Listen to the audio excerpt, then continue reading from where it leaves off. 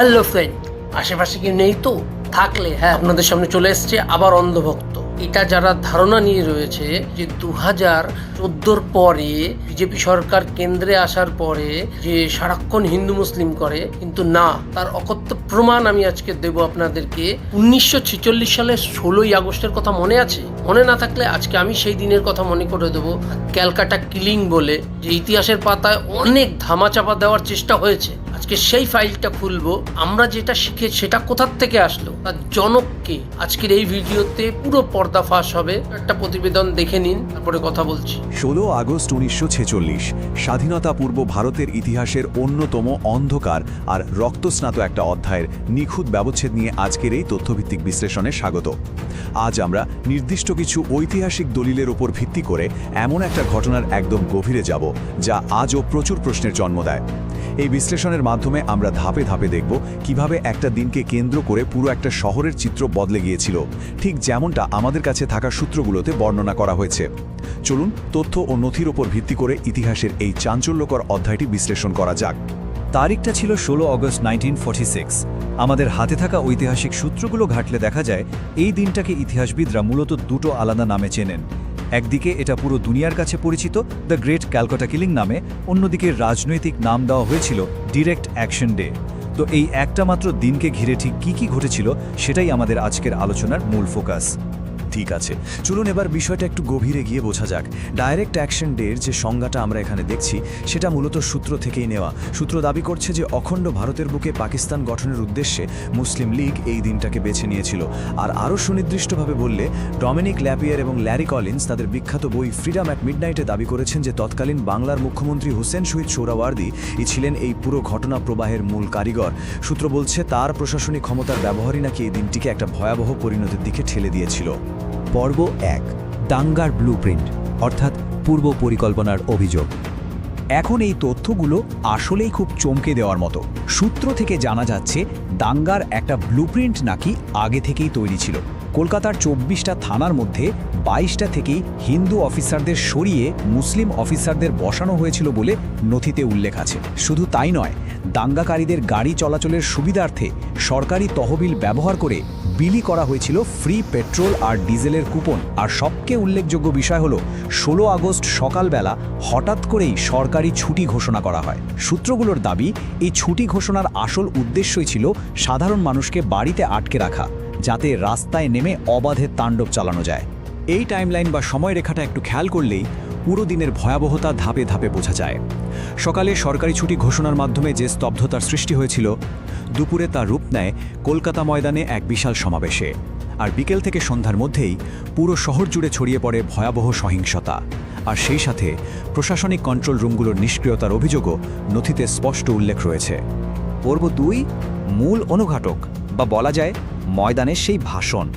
এখানে সবচেয়ে গুরুত্বপূর্ণ পয়েন্ট হলো, একটু ভেবে দেখুন, সেনা আর পুলিশকে আটকে রাখার ক্ষমতা আমার আছে, যা করতে আসো এখনই করো।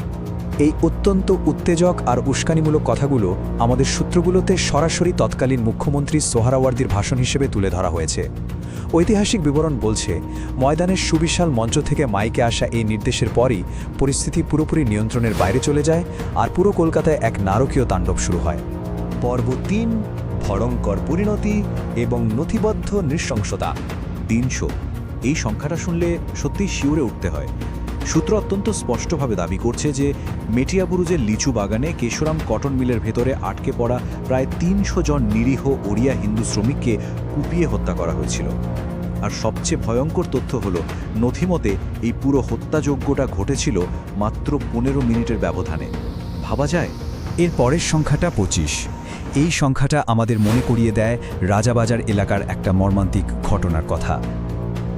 নথিবদ্ধ বিবরণ অনুযায়ী একটা নির্দিষ্ট হিন্দু পরিবারের নারী ও শিশুসহ মোট 25 জন মানুষকে একটা বন্ধ ঘরের ভেতরে জীবন্ত জ্বালিয়ে দেওয়া হয়েছিল। ইতিহাসের এই বিবরণগুলো অত্যন্ত ভারী ঠিকই, কিন্তু সূত্র যা বলছে তা একদম নির্মোহভাবে তুলে ধরাই আমাদের এই আলোচনার মূল উদ্দেশ্য। এই তুলনামূলক চিত্রটা থেকে পরিষ্কার বোঝা যায় যে সহিংসতা শুধু একটা নির্দিষ্ট গণ্ডিতে সীমাবদ্ধ ছিল না। একদিকে রাস্তায় নেমে নিরীহ পথচারী, বয়স্ক মানুষ ও মা বোনদের ওপর যেমন মধ্যযুগীয় বর্বরতা চলছিল, আর গঙ্গায় নৌকায় থাকা হিন্দু মাঝিদের পানিতে ডুবিয়ে মারা হচ্ছিল, ঠিক অন্যদিকে সুপরিকল্পিতভাবে রাজনৈতিক সমালোচক আর সংবাদ মাধ্যমের ওপরও হামলা চালানো হয়। সূত্রমতে ডক্টর বিধানচন্দ্র রায়ের বাড়ি ভাঙচুর করা হয় এবং আনন্দবাজার পত্রিকা ও হিন্দুস্তান স্ট্যান্ডার্ডে ছাপাখানায় আগুন লাগিয়ে দেওয়ার চেষ্টাও চলে। পর্ব 4, কমান্ড সেন্টার অর্থাৎ Lalbazar. Lalbazar central police control room নামটা একটু খেয়াল করুন। সূত্র এখানে একটা অত্যন্ত গুরুত্বপূর্ণ দাবি তুলেছে। বলা হয়েছে যে এই গোটা রক্তবন্যা চলাকালীন মুখ্যমন্ত্রী সোহরাবর্দী নিজে এই নির্দিষ্ট কন্ট্রোল রুমে গিয়ে বসেছিলেন। নথিতে এমনটাও দাবি করা হয়েছে যে বাইরে থেকে সাহায্য চেয়ে একের পর এক ফোন আসা সত্ত্বেও তিনি সক্রিয়ভাবে ব্রিটিশ পুলিশ বাহিনীকে কোনো ব্যবস্থা নিতে বারণ করেছিলেন, যাতে আক্রান্ত নিরীহ মানুষদের কাছে কোনো সাহায্যই পৌঁছাতে না পারে। চলুন এবার দেখে নিই কিভাবে এই দাবিগুলো জোরালো হচ্ছে। পর্ব 5, অকাট্য প্রমাণ বা আর্কাইভের নথি। আর এই তালিকাটা চমৎকারভাবে তুলে ধরছে সেই 4টে মূল স্তম্ভ যার উপর ভিত্তি করে আমাদের আজকের এই পুরো আলোচনাটা দাঁড়িয়ে আছে। প্রথমত, বিচারপতি জিডি খোসলার লেখা আইনি ও ঐতিহাসিক দলিল স্টার্ন রেকনিং।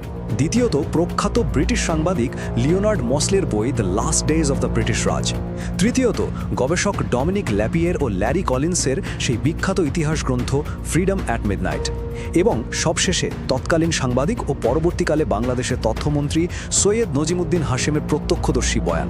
এই প্রতিটি উৎসই 16ই আগস্টের সেই দিনের ভয়াবহতাকে ইতিহাসের পাতায় স্থায়ীভাবে খোদাই করে রেখেছে। এই ব্যাখ্যামূলক বিশ্লেষণটি শেষ করার আগে এই প্রশ্নটা একবার গভীরভাবে ভেবে দেখার মতো। কাঠামোগত এবং পরিকল্পিত সহিংসতার ইতিহাস কিভাবে আজকের জাতি ও সীমানা নির্ধারণকে প্রভাবিত করে? যখন রাষ্ট্রীয় যন্ত্র নিজে কোনো ট্র্যাজেডির প্রকৌশলী হয়ে ওঠে, তখন ইতিহাসের পাতায় আর দাগ কি কখনো মুছে ফেলা যায়? এই প্রশ্নটাই আমাদের আজকের ঐতিহাসিক নথির বিশ্লেষণ থেকে পাওয়া সবচেয়ে বড় চিন্তার খোরাক। আজকের মতো এই আলোচনা এখানেই শেষ করছি। নতুন কোনো বিষয়ে তথ্য নির্ভর বিশ্লেষণ নিয়ে আবারও কথা হবে। প্রতিবেদনটা দেখে নিলে এখানে গান্ধীজির ভূমিকা নিয়েও প্রশ্ন ওঠে।